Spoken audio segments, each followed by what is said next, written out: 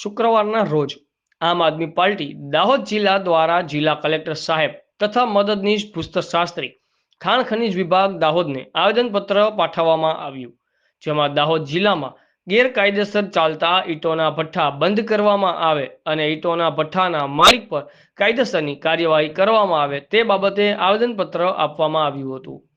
15 દિવસના અલ્ટિમેટમ સાથે આવેદનપત્ર પાઠવાયું। જો તંત્ર 15 દિવસમાં કોઈ પણ પ્રકારની કાર્યવાહી નથી કરે તો આવનારા સમયમાં ધરણા પર બેસવાની ચીમકી મીડિયા સામે ઉચ્ચારવામાં આવી છે। દાહોદ જિલ્લા પ્રમુખ રાકેશભાઈ બારૈયા, દાહોદ જિલ્લા યુવા મોરચા પ્રમુખ કૃષ્ણા ચારેલ, ગુજરાત યુવા મોરચા મંત્રી શંકરભાઈ કલારા, દાહોદ તાલુકા ઉપપ્રમુખ હસુભાઈ બિલવાળ, ગરબાડા તાલુકા ઉપપ્રમુખ અનિલ કટારા, આશીષભાઈ ડામોર, મહેન્દ્રભાઈ માવી, સંદીપભાઈ તથા આમ આદમી પાર્ટીના હોદ્દેદાર કાર્યકર્તાઓ હાજર રહ્યા હતા। બ્યુરો ચીફ કલ્પેશભાઈ ચૌહાણ, આઝાદ મીડિયા લાઈવ, દાહોદ।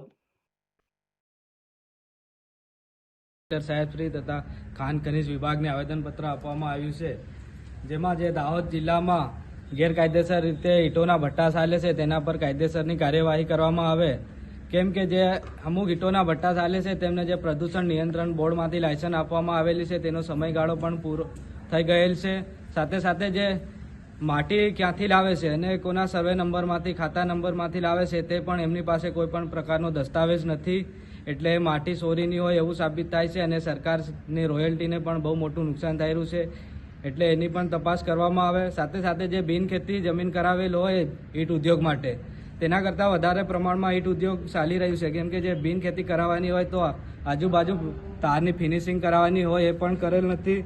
સાથે સાથે જે પણ ઈંટોના ભઠ્ઠા ચાલે છે ત્યાં જે 18 વર્ષથી નાના બાળકો પણ કામ કરે છે તેની પણ કાર્યવાહી કરવામાં આવે અને તપાસ કરવામાં આવે એવી અમારી માંગણી છે।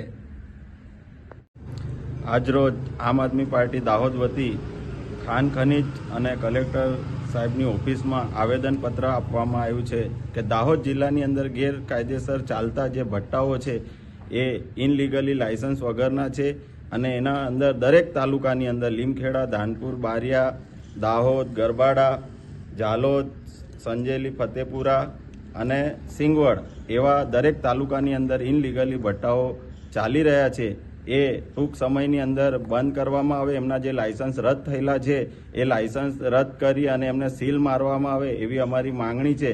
જો દિન 15ની અંદર આ ભઠ્ઠાઓ બંધ કરવામાં નહીં આવે તો આવનારા દિવસમાં આમ આદમી 15 દિવસ પછી કલેક્ટર ઓફિસે ધરણા પ્રદર્શન કરશે।